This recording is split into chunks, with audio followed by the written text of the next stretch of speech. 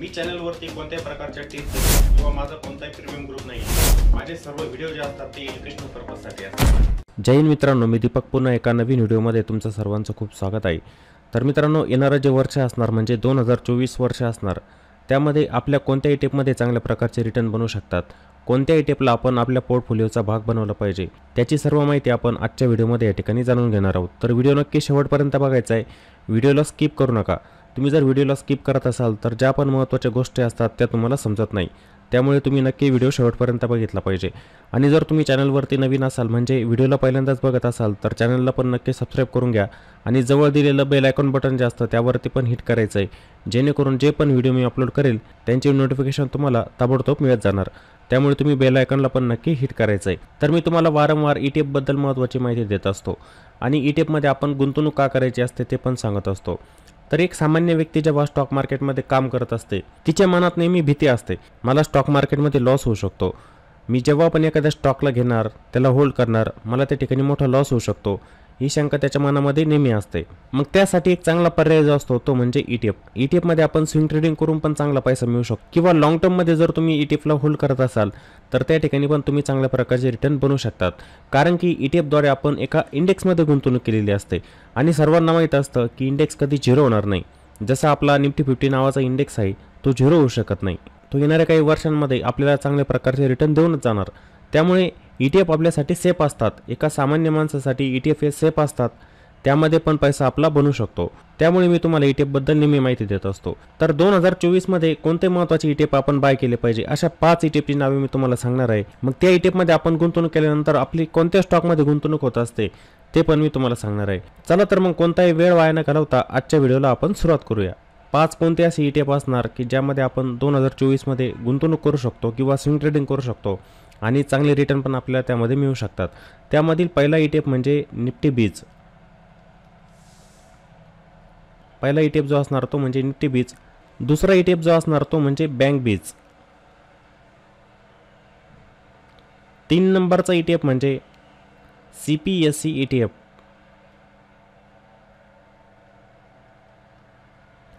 चौथ्या नंबरचा ETF जो असणार PSU बँक बीज।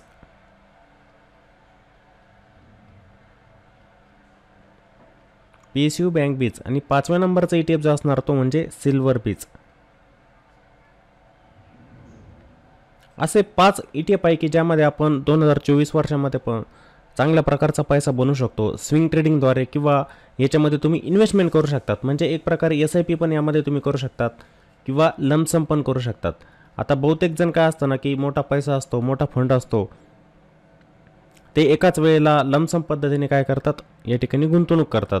काही जण SIP करत असतात, म्हणजे जसं इंडेक्स खाली आला आहे त्यांना वाटतं की इंडेक्समध्ये मोठं करेक्शन झालेलं आहे, मग थोडा पैसा ते टॉपअप करत असतात, इंडेक्स पुन्हा वरती जातो, पुन्हा त्याच्यामध्ये करेक्शन येत असतं, पुन्हा ते त्याला टॉपअप करत असतात, म्हणजे असं SIP पद्धतीने पण ते ETF मध्ये गुंतवणूक करतात। किंवा आपण म्हणतो ना की मला मंथली SIP करायची, सिस्टमॅटिक पद्धतीने मला ETF मध्ये गुंतवणूक करायची, तर तुम्ही ETF मध्ये पण गुंतवणूक करू शकतात SIP द्वारे। अशा वेगवेगळ्या पद्धतीने आपल्याला गुंतवणूक पण करता येत असते।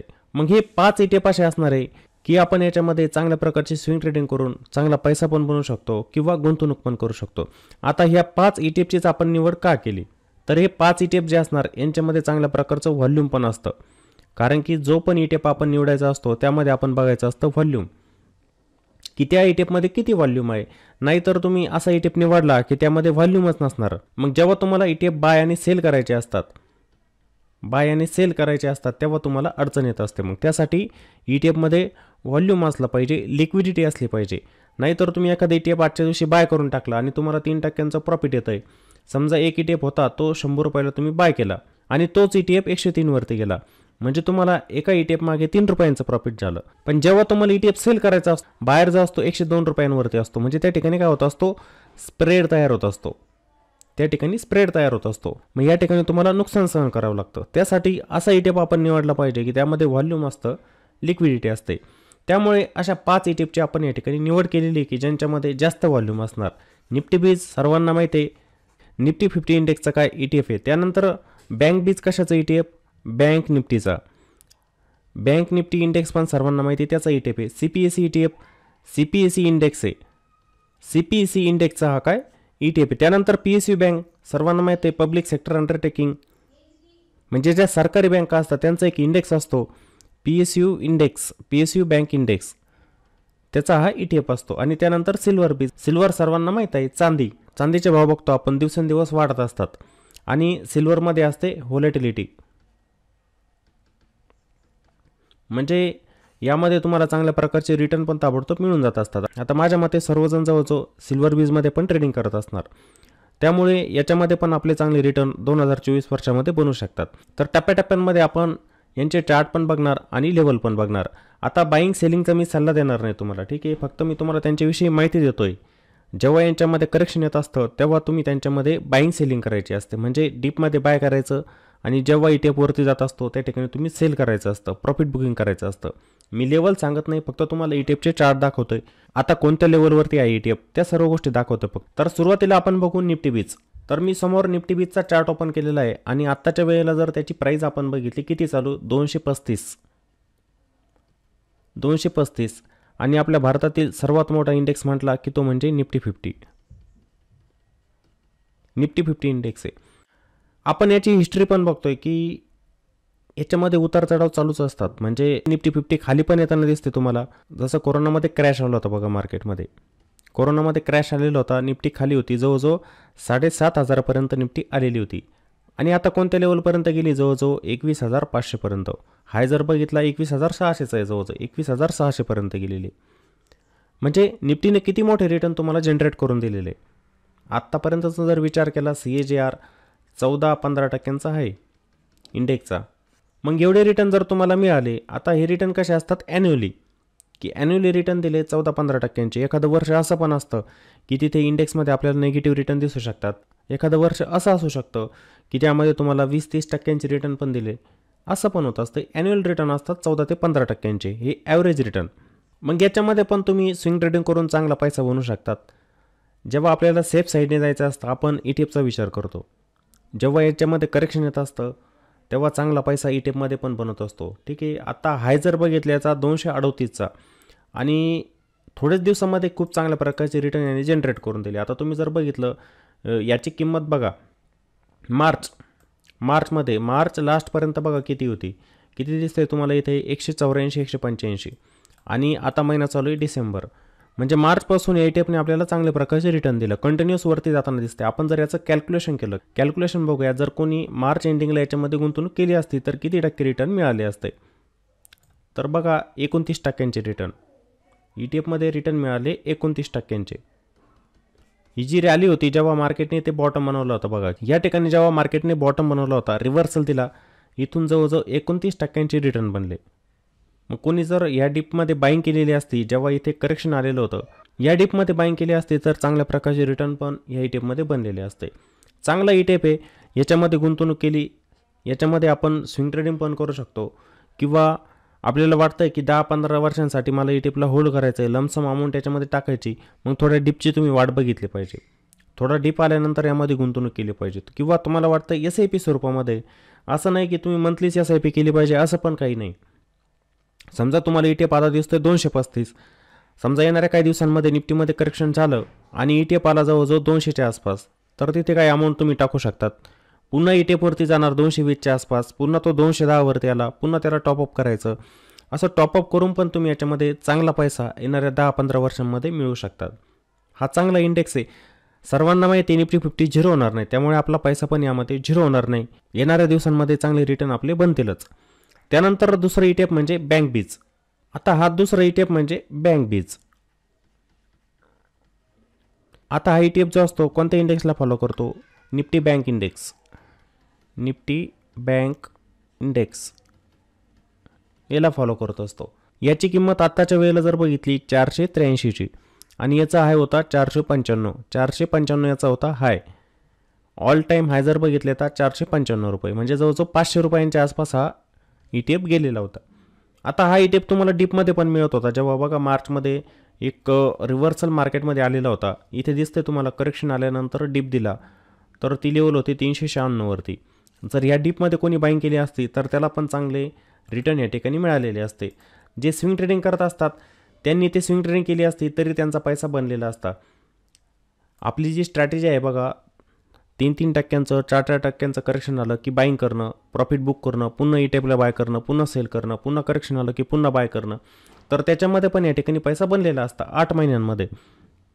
आणि जरी तुम्ही डिपला बाय केलेलं आहे आणि होल्ड केलेलं आहे, समजा तुमची डिपमध्ये बाईंग झाली 396 400वरती बाईंग झाली आणि तुम्ही ईटेफला होल्ड केलेलं आहे, तरी पण तुम्हाला जवळजवळ 25% रिटर्न या ठिकाणी मिळाले त्या डिपपासून.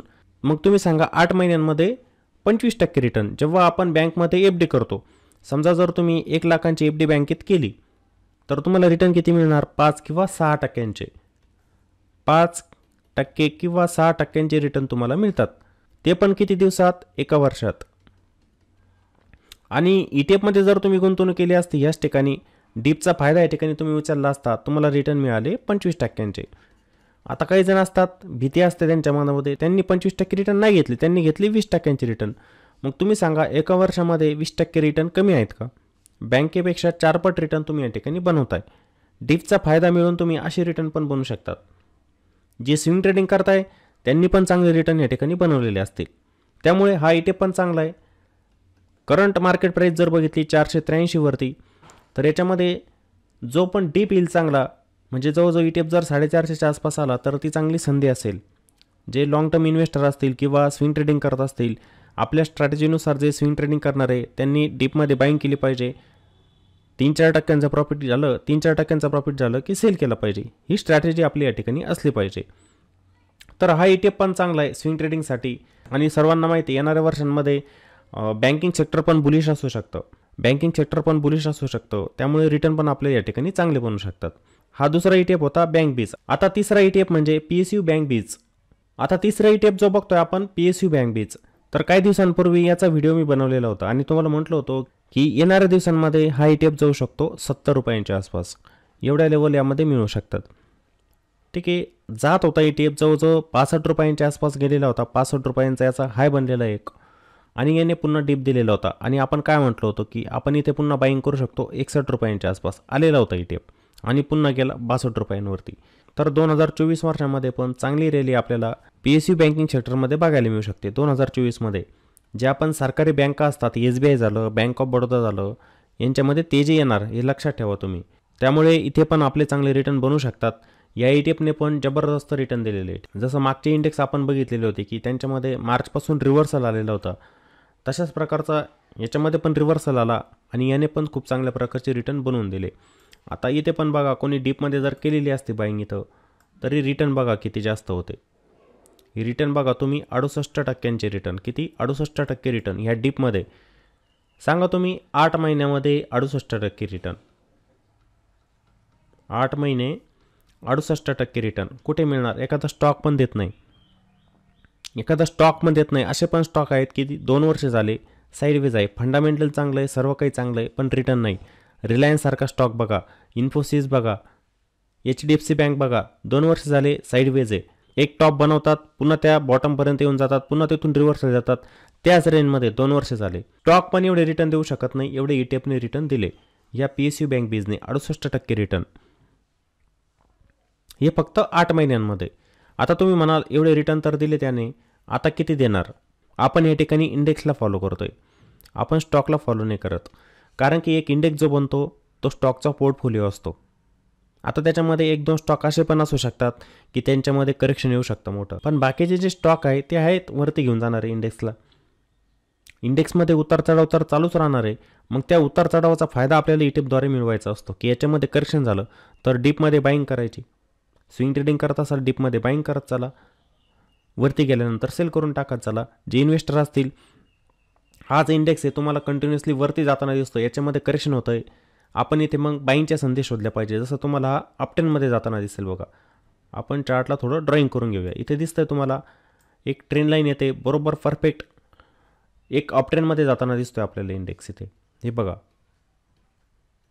यामध्ये काही ट्रेंड रिव्हर्सलचं साईन अजूनपर्यंत नाही आहे. जेव्हा ट्रेंड रिव्हर्सलचं साईन येईल प्रत्येक डिपमध्ये आपली बाईंग झाली पाहिजे, त्या डिपमध्ये आपण का बाय करायचं असतं त्याचं पण कारण असतं. हे बघा, जो पण ETF तुम्ही डिपमध्ये बाय करत असतात कॉस्ट ॲव्हरेज होते आणि इंडेक्स तुम्हाला माहिती आहे रिव्हर्सल देतच असतो, तो काय कंटिन्युअस खाली येत नाही. जसं बघा इथे इंडेक्समध्ये बघा करेक्शन झालेलं होतं, करेक्शन झालं, हे रॅली बघा किती मोठी होती. आता हे थोडंसं करेक्शन झालं, ही रॅली बघा किती असणार वरती. त्यामुळे ETF धोका नसतो. स्टॉकमध्ये असू शकतो की एखादा स्टॉक जर डाऊन ट्रेंडमध्ये जायला लागला, त्याच्यामध्ये रिव्हर्सल केव्हा होईल सांगता येईल का नाही. त्या कंपनीचा रिझल्ट आला, रिझल्ट खराब त्या कंपनीचे, त्या कंपनीवरती कर्ज जास्त झालं, त्याच्यात रिव्हर्सल होईल का हे सांगता येत नाही आपल्याला. पण इंडेक्सच्या बाबतीत आपण सांगू शकतो की इंडेक्समध्ये रिव्हर्सल मिळू शकतो आणि येणाऱ्या काही वर्षांमध्ये 10-15 वर्षांमध्ये तो वरती दिसणार आपल्याला, तो खाली येणार नाही. शेवटी जायचं आहे इंडेक्सला वरतीच, लक्षात घ्या तुम्ही. त्यामुळे PSU बँकिंग सेक्टर पण आपल्यासाठी चांगलं असू शकतं आणि त्या सेक्टरमध्ये आपण गुंतवणूक करू शकतो मग या ठिकाणी या PSU बँक बीजद्वारे. आता याची किंमत चालू आहे 62 रुपये आणि येणाऱ्या काही दिवसांमध्येच मला तर दिसतंय की तो 70 रुपयांपर्यंत पण जाऊ शकतो. जोपर्यंत ट्रेंड चालू आहे ट्रेंडला आपण फॉलो करायचं, ट्रेंडनुसार लेवल पण त्याच्यामध्ये बघितल्या पाहिजे. तर हा तिसरा ETF होता. चौथा ETF म्हणजे CPSE ETF. तर चौथा ETF म्हणजे CPSE ETF. CPSEचा फुल फॉर्म होत असतो सेंट्रल पब्लिक सेक्टर एंटरप्राइजेस, असा त्याचा फुल फॉर्म होत असतो. याचा पण एक इंडेक्स असतो, याचा पण एक इंडेक्स असतो, लक्षात घ्या, CPSE इंडेक्स. आता याच्यामध्ये पण ज्या कंपन्या येत असतात त्या पण असतात सरकारी कंपन्या. या इंडेक्समध्ये पण सरकारी कंपन्यांचा समावेश होत असतो. आता तुम्हाला जेव्हा मी इंडेक्सची फॅक्टशीट दाखवेल त्यामध्ये तुम्हाला समजेलच कोणकोणत्या कंपन्या याच्यामध्ये येत असतात, सरकारी कंपन्या असतात. तर या ETFने पण ह्या वर्षामध्ये जबरदस्त रिटर्न बनवून दिले. एक कंपनी एवढे रिटर्न देऊ शकत नाही, या ETFने एवढे रिटर्न आपल्याला दिलेले आहेत.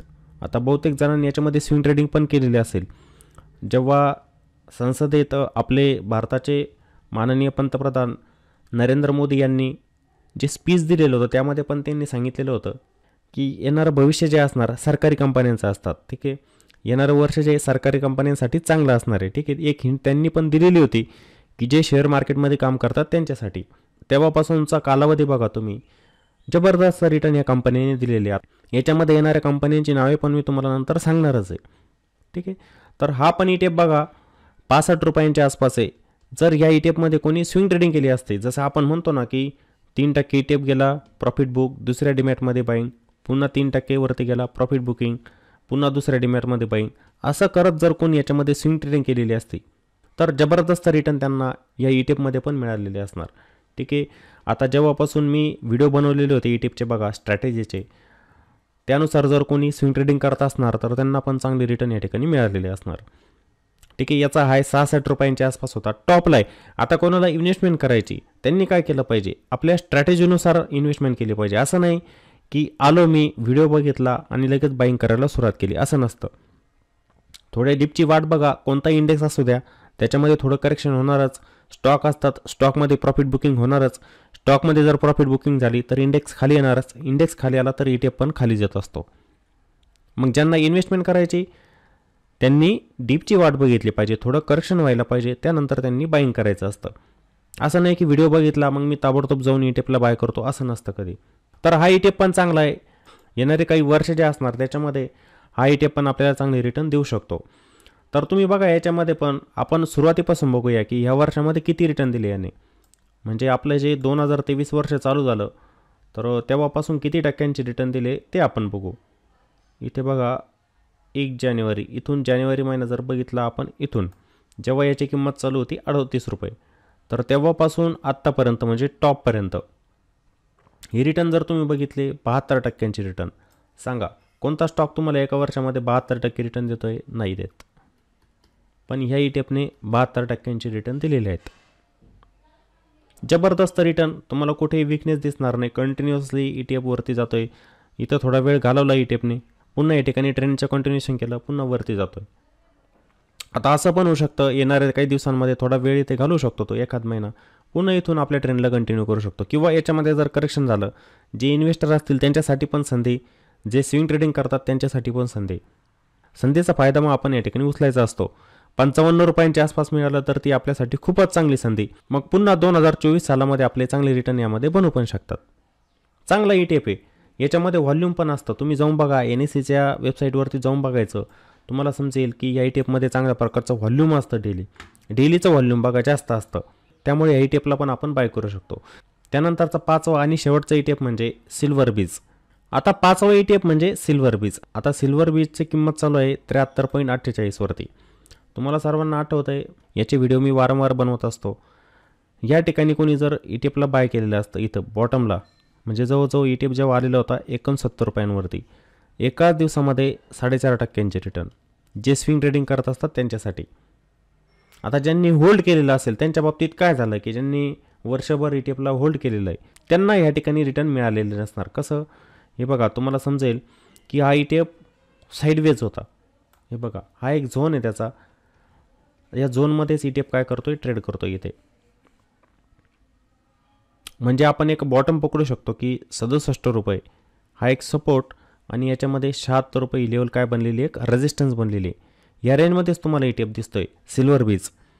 पण याच्यामध्ये स्विंग ट्रेडिंगसाठी हा खूप चांगला, जेव्हा आपण सिल्वर बीजमध्ये स्विंग ट्रेडिंग करतो तर याच्यामध्ये पैसा बनतो. जर कोणी वर्षभरात या ETF ला होल्ड केलेला असेल तर त्याचे रिटर्न असतील 6 किंवा 7%, 6 किंवा 7%.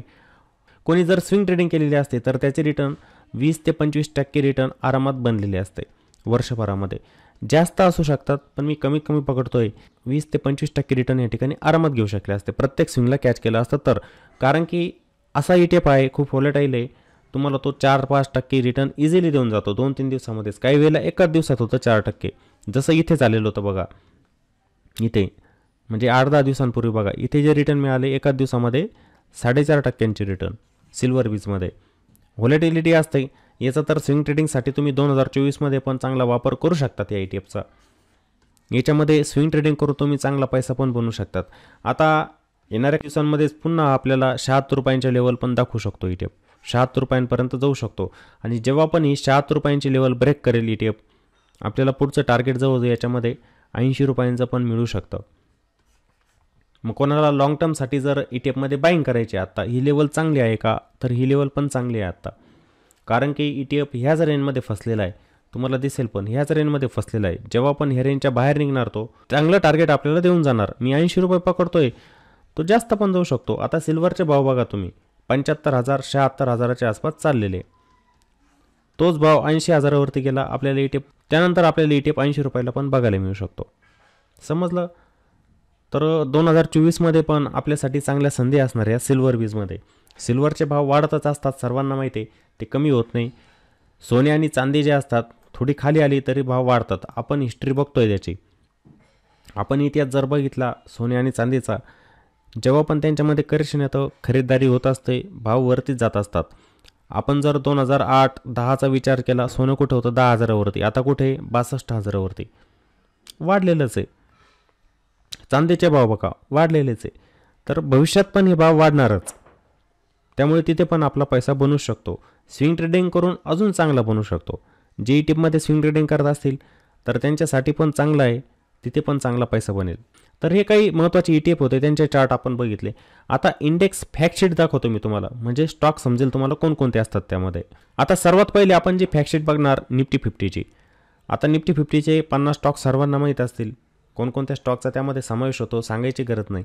आता याच्यामध्ये बघा HDFC बँक झाली, हिचं सर्वात जास्त वेटेज आहे. रिलायन्स आहे, ICICI बँक आहे, इन्फोसिस आहे, ITC, Larsen and Toubro, Tata consultancy म्हणजे TCS, Axis bank, Kotak Mahindra bank, Bharti Airtel. आता यांचं वेटेज दिलेलं असतं या फॅक्टशीटमध्ये, कोणत्या स्टॉकचं किती वेटेज असतं इंडेक्समध्ये. आता सर्वात जास्त वेटेज कोणाचं निफ्टी 50मध्ये, HDFC bank, Reliance, ICICI bank, Infosys, ITC. आता सर्वांना माहिती आहे HDFC बँक चालली नाही जास्त, रिलायन्स चालला नाही, 2 वर्ष झालं साईडवेज आहे. ICICI बँक चला ठीक आहे, याने चांगले रिटर्न दिलं, इन्फोसिस नाही चालला.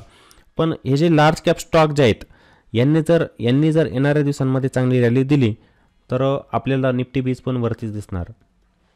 आपला जो ETF आहे, जो निफ्टी 50 इंडेक्सला फॉलो करतो, तर त्यामध्ये पण आपल्याला चांगल्या प्रकारचे रिटर्न बघायला मिळू शकतात. लक्षात घ्यायचं आहे, ही जी फॅक्टशीट होती ही निफ्टी 50 इंडेक्सची, याच्यामध्ये वेटेज दिलेलं असतं. इंडेक्समध्ये स्टॉकचं वेटेज किती असतं, मग त्यावरून आपण अनुमान करू शकतो की हे स्टॉक या वर्षामध्ये चाललेले नव्हते, तर येणाऱ्या वर्षामध्ये ते स्टॉक चांगले चालू शकतात, चांगले बाईंग त्यांच्यामध्ये येऊ शकते आणि चांगले रिटर्न पण आपले ETFमध्ये बनू शकतात. ही फॅक्टशीट होती निफ्टी 50ची. त्यानंतर आपण बघू बँक निफ्टी. आता ही फॅक्टशीट जी बघताय तुम्ही ती आहे निफ्टी बँकची. आता हे इंडेक्समध्ये 12 स्टॉकचा समावेश होतो, ठीक आहे, 12 स्टॉक याच्यामध्ये येत असतात. आता या इंडेक्समध्ये सर्वात जास्त वेटेज जे असतं HDFC बँक. आता काही वेळेला लाईव्हवरती सांगत असतो बघा मी की HDFC बँकेमध्ये जर बाईंग झाली तर इंडेक्सवरती जाऊ शकतो का. त्याचं वेटेज बघा 29.70% वेटेज आहे. त्यानंतर ICICI bank 22.79, axis bank 10.37, Kotak Mahindra 9.74, अशा वेगवेगळ्या स्टॉकचं काय या ठिकाणी वेटेज असतं इंडेक्समध्ये. HDFC बँक चालणार येणाऱ्या दिवसांमध्ये, ICICI बँक पण चालणार, ॲक्सिस बँक पण चालणार. ठीक आहे, कारण की यांचं वेटेज जास्त इंडेक्समध्ये जास्त असतं. ठीक आहे, मग येणारं वर्ष जे असणार त्याच्यामध्ये बँकिंग सेक्टरमध्ये पण चांगली रॅली आपल्याला बघायला मिळू शकते. ठीक आहे, मग तिथं जर आपण बँक निफ्टी 20 बाय केले तर तिथे पण आपले चांगले रिटर्न बनवू शकतात. ही फॅक्टशीट पण तुम्हाला समजलेली असेल. याच्यामध्ये वेटेज बघत चला, तुम्ही पण यांचं ऑब्झर्वेशन करत चला की कोणत्या स्टॉकचं किती वेटेज असतं इंडेक्समध्ये. मग तो स्टॉक चालला तर त्याच्यामध्ये चांगले रिटर्न आपल्याला बनवू शकतात. आता याच्यामध्ये IDFC फर्स्ट बँक आहे बघा. आता हे जर क्रॅश झाला हा स्टॉक जर क्रॅश झाला, पण बाकीचे स्टॉक वरती घेऊन जातात इंडेक्सला, इंडेक्स खाली येईल का? नाही येणार. एक स्टॉक घेऊन नाही येऊ शकत. पण HDFC बँक आहे समजा, तिच्यामध्ये मोठा फॉल आला, मोठा क्रॅश आला तर इंडेक्स खाली येऊ शकतो. का येऊ शकतो? त्याचं वेटेज जास्त आहे.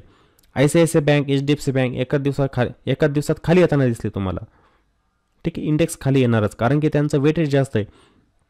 50% वेटेज जवळजवळ दोघांचं येतं आहे, तर मग इंडेक्स खालीच येणार, लक्षात ठेवा. ठीक आहे, त्यानंतर बघू आपण CPSE ETF.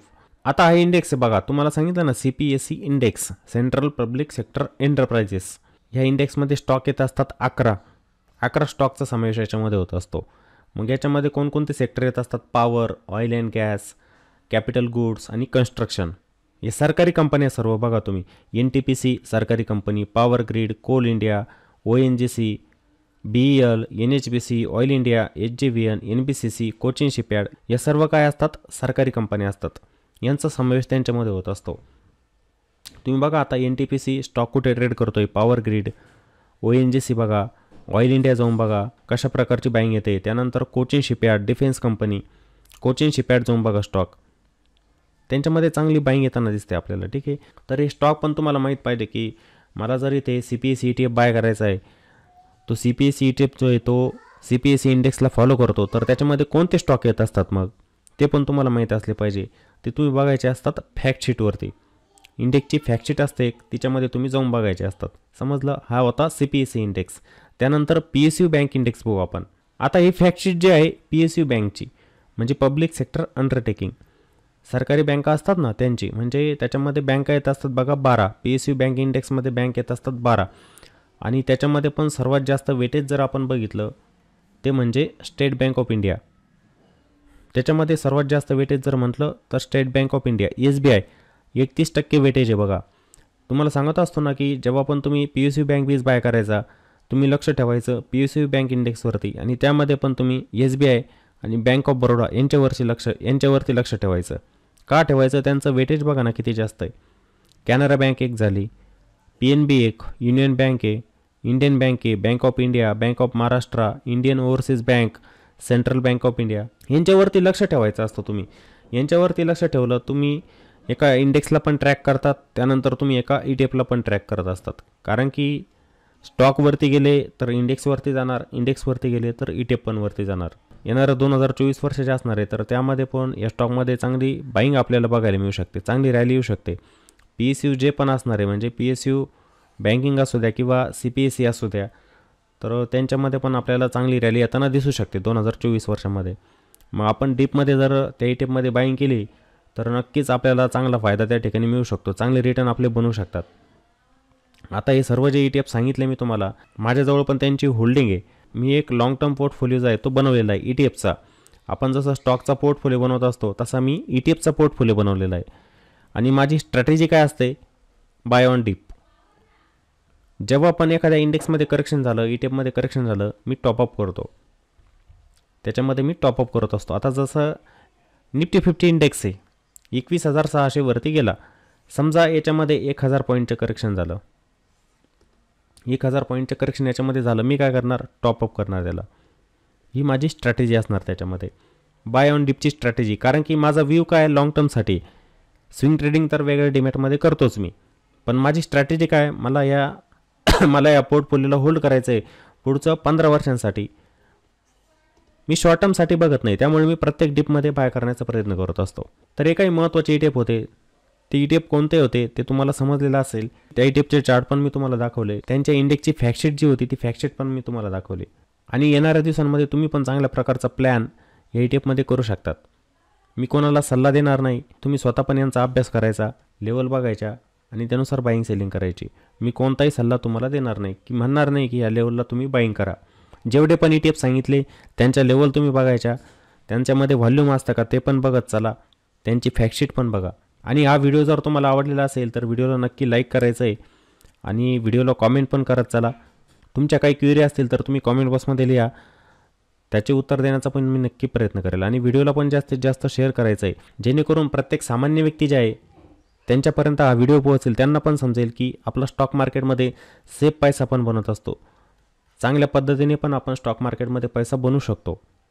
त्यामुळे व्हिडिओला पण जास्तीत जास्त शेअर करायचं आहे. चला तर मग पुन्हा भेटू एका नवीन व्हिडिओमध्ये. जय हिंद.